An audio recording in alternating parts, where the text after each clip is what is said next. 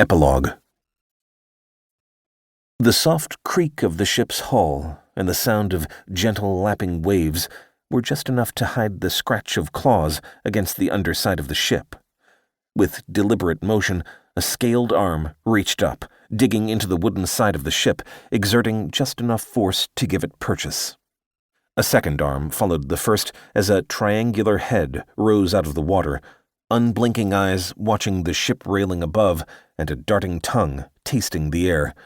Not detecting anything, the Naga warrior gave a signal, and a dozen others began to climb out of the water.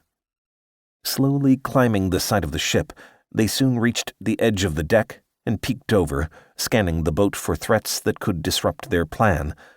There was a sailor, who should have been on watch, wrapped in a blanket to ward against the chill, slumped over against the mast that rose in the center of the deck. The sailor appeared to be asleep, and otherwise the deck was clear, but the Naga warriors wanted to take no chances. Lifting a blowpipe, the lead warrior carefully took a dart out of a small case at his side, its green-tinted tip glinting evilly in the scattered moonlight, and placed it into the end of his pipe.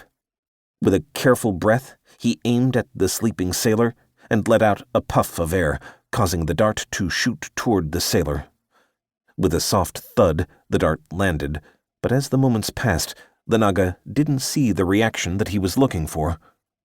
Warning bells went off in his head, but before he could give an order, he heard a crackling sound, and the temperature suddenly plummeted. To his credit, he only panicked a little bit, but that moment of hesitation made all the difference. Like fingers of the dead reaching out of the ocean, frost crawled up the side of the ship even as the lapping waves froze solid below him. 3 of his soldiers, who still had their tails in the water, let out dreadful hisses, the sound of their voices lost amidst the staccato snap of the freeze.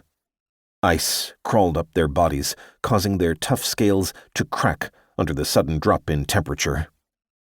Realizing that staying on the side of the ship would ensure that the rapidly expanding ice would catch them, the Naga slithered up onto the deck of the ship, leaving their